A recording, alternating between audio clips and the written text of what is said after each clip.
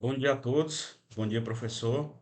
É, Irei falar um pouco aqui para vocês a parte em que eu fiquei do projeto, que foi com a questão das interfaces e dos RNs, em que busquei trabalhar com o Scene Builder, que é o drag and drop. Então, assim, se você arrasta e solta para a tela, né? Então, eu serei bem breve nessa parte, porque ele é bem tranquilo e o CNBuild é bem fácil para poder você fazer suas interfaces e tudo. Essa aqui é a interface inicial, é, mas eu iniciei já com o programa aberto em si, porque eu irei mostrar uma coisa que a gente faz dentro do programa que normalmente está aqui. Essa parte é o seguinte: a gente trabalha com os botões aqui. A gente trabalha com essa questão do menu sair, você passa o mouse e o menuzinho volta, essas questões assim. Então, aqui, se você clicar em qualquer botão desse, a tela do lado direito aqui muda, qualquer um desse, você vai perceber que a tela está sempre mudando. Só configurações que é uma tela a mais, porque ela é bem pequena, então não compensava ficar aqui do lado. Mas voltando, então tá aqui o todo a nossa interface, a gente trabalha dessa maneira. Aí aqui nessa parte, cadastrar, editar, deletar e atualizar. Se eu clicar em deletar, eu vou deletar algum cliente, mas algum fornecedor, mas assim, essa parte eu não vou entrar. Vou entrar na parte mais das interfaces dos RN. Em cadastrar, eu clico em cadastrar, aí aqui eu abro uma outra tela em que eu não consigo clicar atrás, porque essa tela está ativa. Eu só consigo sair daqui quando eu clicar em cancelar ou fechar a tela. Aí aqui eu faço todo o tratamento que eu irei explicar lá no Insane Builder, no código. Mas aqui eu no RN, aqui eu faço todo o tratamento desses locais aqui. É, um exemplo, o CPF, como aqui ele já começa como físico, tipo de pessoa físico. Uma coisa que acontece, uma coisa interessante que eu fiz se eu troco para jurídico, automaticamente eu formato o campus que era CPF, ele vira CNPJ, RG vira inscrição estadual. Sexo é desativado, porque pessoa jurídica, vamos assim dizer, jurídico empresa, não seleciona sexo e nem data de nascimento. Aí se eu voltar para físico, ele volta para CPF e RG. E tem outra coisa interessante, quando está em modo CPF, se eu digitar aqui o CPF, hora que ele atingir a quantidade de CPF, ele já formata em forma de CPF. RG eu não coloquei formatação, mas aqui já formata em forma de CPF. Se eu troco para jurídico, ele apaga e já formata em CNPJ, em forma de CNPJ. Então, se você inserir aqui, aí se eu inserir algo, ele tira a formatação e está faltando campos, ele vai me dar um aviso, que eu trato isso também em si no RN. Então, assim, verifique os dados inseridos. Preencha corretamente o campo CNPJ. Então, significa que o campo CNPJ está incorreto. Se eu olha lá, apareceu inscrição estadual, porque eu entrei na inscrição estadual e saí sem digitar nada. Ou se eu não digitar a quantidade correta de uma inscrição estadual. Aí, se eu sair, ele vai lá e dá erro. Físico, do mesmo jeito, se eu digitar aqui qualquer número aqui, não digitar completo e eu sair, ele pede para você inserir corretamente.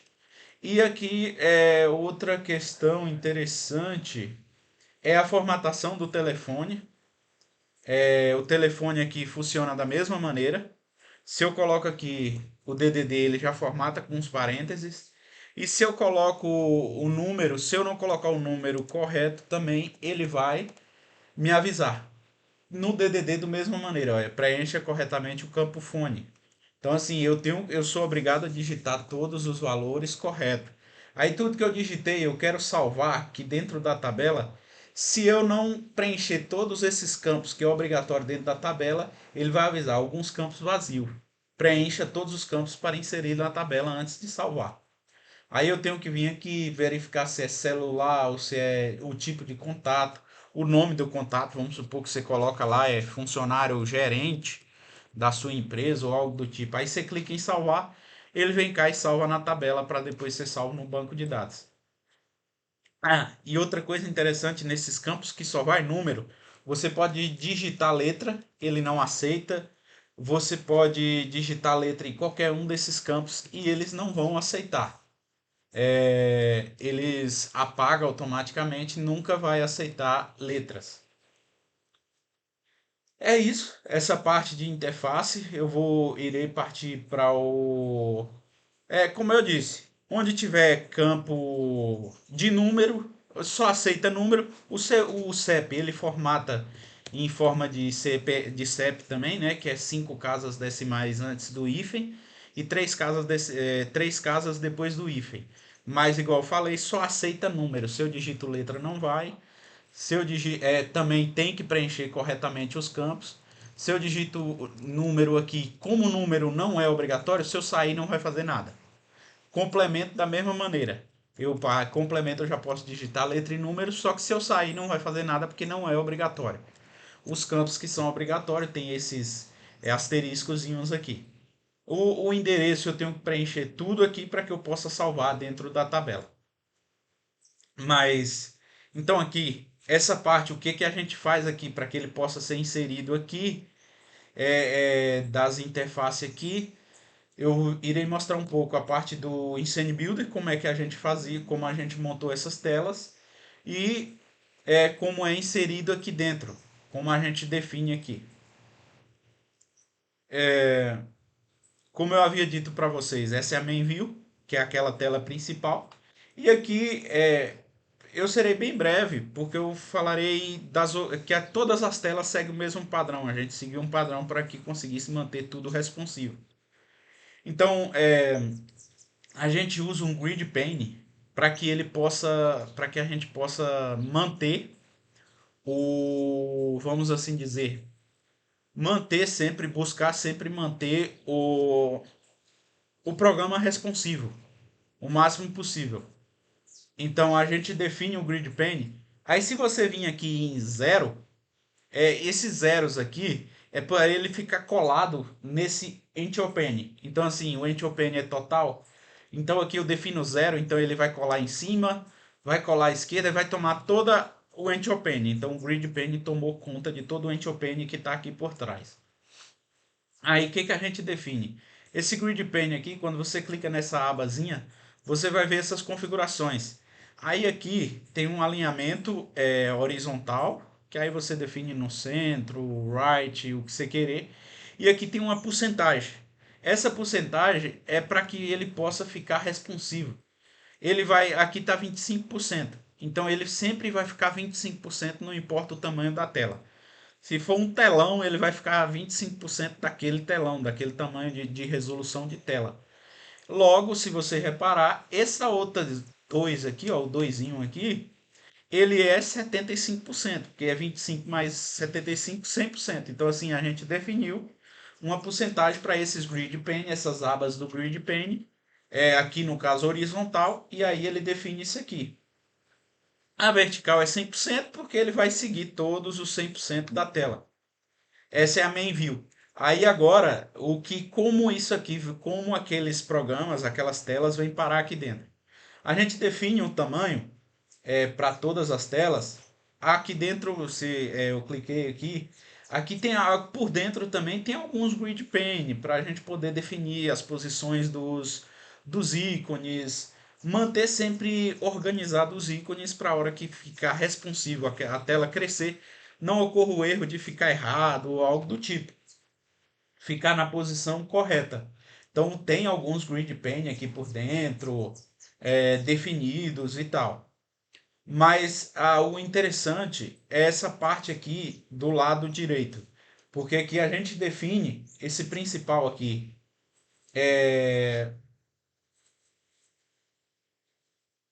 Aqui é um entropene que ele fica do lado direito aqui, do lado esquerdo, perdão. Ele fica do lado esquerdo e toda a tela vai aparecer do lado direito aqui. Tudo que você clicar aqui vai aparecer aqui. As que são clicáveis aqui, menos configuração que eu havia mostrado, por ser pequenininha, não compensava colocar aqui dentro. Ficaria muito estranho. Então, só configurações que é uma tela aqui por fora, mas todos os restantes dos botões aqui, se você clicar em qualquer um desses, como eu havia mostrado, ele aparece aqui na lateral. Então, a gente definiu um tamanho geral para o Antiopen de 1280 por 720. E aí, é, a gente define aqui, a gente segue um padrão para que a gente pudesse definir, aqui é 960, desse lado direito, esse Antiopen aqui, é 960. Então, todas as telas que vão ser inseridas aqui, ela tem 960 de largura e 720, porque como eu havia dito, a gente está trabalhando com 1280 por 720. Então, assim, todas as telas que forem ser inseridas a hora que a gente clicar nesse botão, será de 960 por 720 de altura. Ah, mas e o botão menu aqui, a hora que ele abrir? Aí a tela vai ficar responsiva. O menu abre, aí a tela cresce. Aqui vai entrar aqui dentro. Mas aqui a gente está trabalhando essa tela aqui com 960 por conta do menu. Aí a tela que vai aqui dentro, como eu havia dito a vocês, um exemplo, essa fornecedor é uma das que vai lá dentro, naquela parte sobrando. Se você reparar, como eu havia dito, o início a gente usou 960 também. Aqui passa umzinho para que ela possa colar totalmente, entendeu? Mas a gente não né, definiu lá o necessário que precisava para que ele possa ficar lá dentro daquele local. E como eu havia dito, sempre trabalhando com grid pane para que ele possa ficar responsivo, que foi aquilo que eu falei. A hora que eu clicar naquele menuzinho, o menu irá sumir, e quando o menu sumir, o que ele vai acontecer? O menu o menu some e essa tela ela vai encostar lá até onde fica, até o final. Então assim ela encosta até o final e aí ela fica toda responsiva. Então assim, 960 é o valor inicial que a gente define, mas aí ela sempre acompanha a responsividade. Então aqui a gente para definir esses botões a gente vai arrastando para dentro aqui de cada componente aqui, a gente vai arrastando, colocando aqui dentro. O table a gente colocou aqui dentro. Então assim, a gente foi sempre trabalhando com essa questão de porcentagem do grid pane, tá aqui, sempre trabalhando com isso, com as porcentagens e arrastando para cá para dentro. Aqui, a gente define um exemplo, esse grid pane aqui, para definir as posições dos botões e para definir essa parte de pesquisa, fornecedor e tal. Então, assim, ó, de 60% para pesquisa fornecedor. Se a tela crescer, ela vai continuar os 60%. Cadastrado, o botão cadastrar vai ficar com 15, todos aqui são 15. Aqui a gente define uma bordinha para que ele não fique totalmente colado na lateral, né, do coisa. Aí aqui entra a questão seguinte: se eu clicar em cadastrar lá, se eu clicar em cadastrar, eu irei abrir essa tela de cadastro de entidade, ou talvez outras telas também, porque tem cadastro de funcionário, eu irei mostrar a tela de cadastro de funcionário, mas ele irá abrir uma tela por fora, aí já não entra naquela parte dessa tela aqui, já não entra aqui. Então ele agora é uma tela por fora, em que esse daqui eu trato vamos assim dizer, não é bem em si na regra de negócio. Que esse nome aqui dessa label muda. A gente não trata ela na regra de negócio, mas assim, nos RN. Mas essa label aqui eu defino um ID para ela, porque é bem interessante isso aqui, porque só tem uma tela de cadastro de entidade, mas sendo que cliente usa, fornecedor usa, utiliza no caso a tela e tal. O que que acontece? Aqui no cadastro de entidade e editar também usa. Na realidade, o editar também, quando a gente clica em editar, a gente abre essa mesma tela já com os dados que já foram cadastrados no banco daquele determinado cliente ou fornecedor que você selecionou. Então ele já vai abrir com esses dados aqui nessa tela. Aí o que que acontece? Essa label aqui eu defino um ID para ela porque eu irei trocar o nome dela toda vez. Se eu seleciono, eu quero cadastrar um fornecedor, claro que aqui tem a opção de se selecionar se é cliente ou é fornecedor. Por quê? Porque às vezes você está lá cadastrando, você cadastra o cara que ele é cliente, uma empresa que ela é cliente e ao mesmo tempo ela te fornece um produto. Diferente daquele que ela te compra, é claro. Mas vamos supor que uma empresa te fornece um produto e ela compra na tua mão outros produtos. Então pode ser um cliente ou um fornecedor. Mas eu não entrarei em detalhes dessa questão, porque essa questão é mais voltada para banco de dados e tal. Mas assim, quando você seleciona cliente, essa abazinha muda. Eu irei até rodar o programa para vocês entenderem. É, essa abazinha, ela muda. Quando eu clico em editar, ela muda também. Então assim, irei mostrar aqui para vocês. O É melhor mostrar vendo, né, para vocês verem. Então assim, se eu clicar em cadastrar aqui, cadastrar fornecedor. Como eu disse para vocês, com o meu nome que está aqui, cadastro de entidades. Então assim, ela muda de acordo o que for, o que você selecionar. Então aqui cadastro fornecedor. Se eu vim aqui e editar um fornecedor, pronto, editar cadastro de fornecedor. Então assim, essa labelzinha ela sempre vai mudar. Como eu disse para vocês, ela sempre vai ficar mudando. Se eu venho em cliente e eu quero cadastrar um cliente, cadastrar cliente. Isso é o ID, editado da mesma maneira. Então, assim, é um ID que eu seto aqui e lá eu trato isso lá no código para que sempre, dependendo qual a tela que abrir, ele muda. Então, essas são as questões.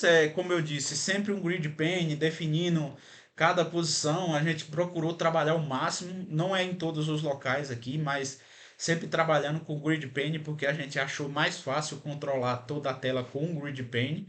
Às vezes, uma pessoa ou outra pode achar mais fácil fazer de outra maneira, beleza, mas a gente encontrou uma maneira mais fácil utilizando o Grid Pane para essa questão da interface.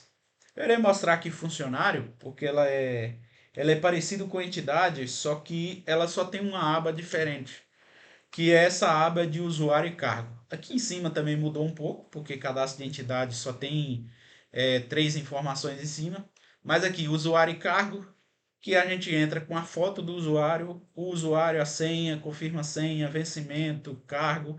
Esse senha e confirma a senha eu trato também no RN, porque eles dois têm que estar igual para que o usuário consiga finalizar o cadastro e tal.